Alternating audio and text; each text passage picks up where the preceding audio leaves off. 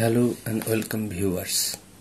আজকে আমরা নিরপেক্ষ তত্ত্ব বা ইনডিফারেন্স কার্ভ থিওরিতে দাম প্রভাব বা প্রাইস এফেক্ট এবং দামভোগ রেখা বা প্রাইস কনজাম্পশন কার্ভ সম্পর্কে আলোচনা করব।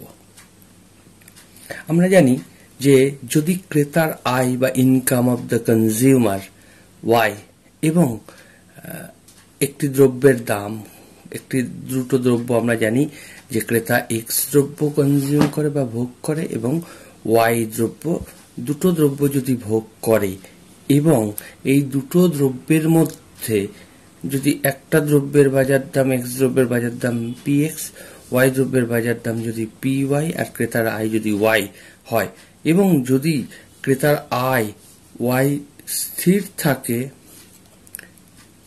আর একটা দুটো দ্রব্যের মধ্যে যে কোনো একটা দ্রব্য ধরলাম ওয়াই দ্রব্যের দাম স্থির, তাহলে এক্স দ্রব্যের দাম হ্রাস পেলে বা বৃদ্ধি পেলে তার দরুন চাহিদার, দ্রব্য দুটোর চাহিদার বা ডিম্যান্ডের যে চেঞ্জ হবে সেটাকেই আমরা বলছি দাম প্রভাব বা প্রাইস এফেক্ট। তাহলে প্রাইস এফেক্ট মানে হচ্ছে ক্রেতার ইনকাম এবং একটা দ্রব্যের দাম স্থির অবস্থায় অপর দ্রব্যটির দামের পরিবর্তনের ফলে দ্রব্য দুটোর চাহিদার পরিমাণে যে পরিবর্তন ঘটে তাকেই আমরা দাম প্রভাব বা প্রাইস এফেক্ট বলি।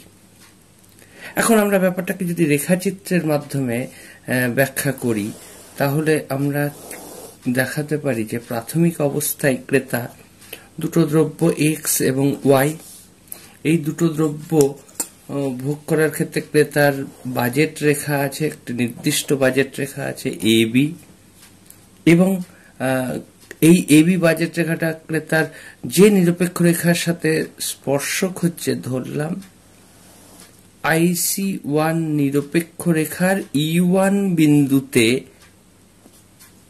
স্পর্শক, অর্থাৎ ক্রেতা প্রাথমিক অবস্থায় এক্স দ্রব্যটি এক্স ওয়ান এবং ওয়াই দ্রব্যটি ওয়াই ওয়ান পরিমাণ ভোগ করে।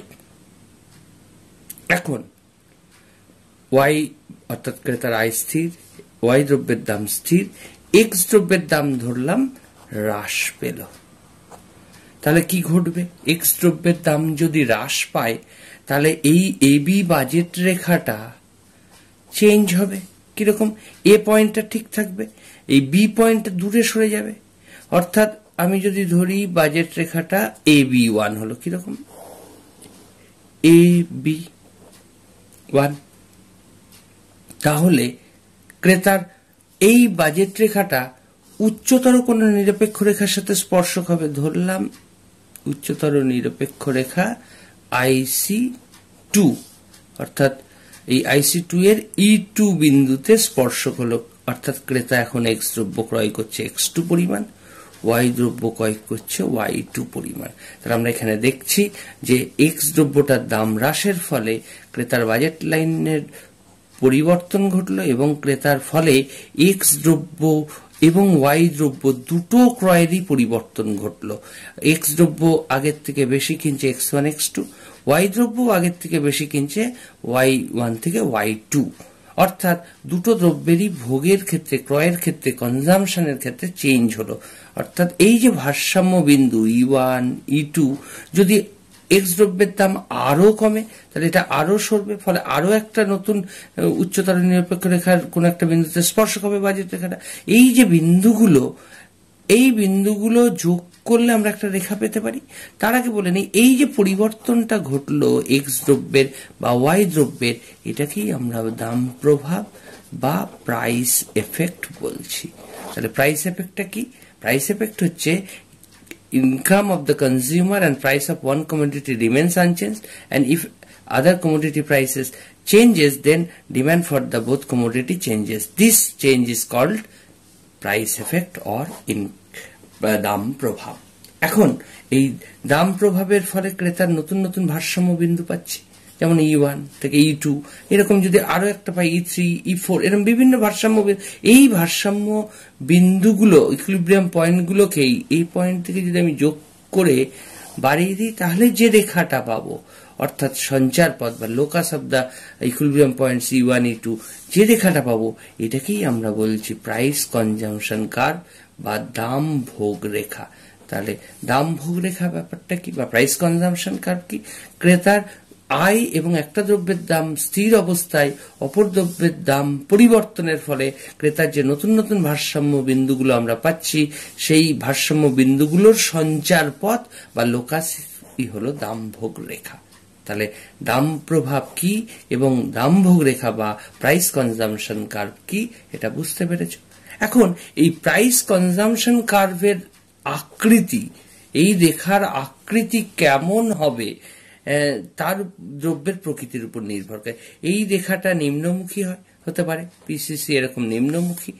নিম্নমুখী হওয়ার অর্থ যে কোনো দ্রব্যের দাম যত কমছে সেই দ্রব্যটার চাহিদা তত বাড়ছে, অর্থাৎ দাম প্রভাব ঋণাত্মক। দাম ভোগ রেখাটা ঊর্ধ্বমুখী হতে পারে একটা নির্দিষ্ট স্তরের পর, অর্থাৎ সেক্ষেত্রে দাম কমলে চাহিদাও দ্রব্যটার কমছে, অর্থাৎ সেক্ষেত্রে দাম প্রভাব ধনাত্মক। আবার দাম ভোগ রেখাটা অনুভূমিক অক্ষের সাথে সমান্তরাল হয়, অর্থাৎ সেক্ষেত্রে এক্স দ্রব্যের দাম হ্রাস পেলেও এই দ্রব্যের ভোগের কিন্তু কোনো চেঞ্জ হচ্ছে না, এক্স দ্রব্যের ভোগের পরিবর্তন ঘটছে। পিসিসি এরকম যদি হরাইজন্টাল বা অনুভূমিক হয়। ঠিক একই রকম পিসিসি রেখা উল্লম্ব আকৃতির হতে পারে। সুতরাং আমরা দেখলাম পিসিসি বা দামভোগ রেখা নিম্নমুখী হতে পারে, ব্যাকওয়ার্ড বেন্ডিং বা পশ্চাদভিমুখী হতে পারে, অনুভূমিক হতে পারে, উল্লম্ব হতে পারে। তাহলে পিসিসি রেখার আকৃতি কেমন হবে এটা সম্পূর্ণভাবে নির্ভর করছে দ্রব্যটার প্রকৃতির উপর। স্বাভাবিক দ্রব্য হলে নিম্নমুখী, গিফেন বা নিকৃষ্ট দ্রব্য হলে পশ্চাদভিমুখী, আর উল্লম্ব বা অনুভূমিক হতে পারে ব্যতিক্রমী ঘটনার ক্ষেত্রে। তাহলে আশা করি তোমরা দাম প্রভাব কি বা প্রাইস এফেক্ট কি এবং দামভোগ রেখা কি, কিভাবে দামভোগ রেখা পাওয়া যায় এবং দামভোগ রেখার আকৃতি কিরকম হয়, কোন দ্রব্যের ক্ষেত্রে কিরকম হয় সে সম্পর্কে বুঝতে পেরেছ। যদি ভিডিওটা ভালো লেগে থাকে তাহলে লাইক, শেয়ার এবং সাবস্ক্রাইব করার অনুরোধ রইল।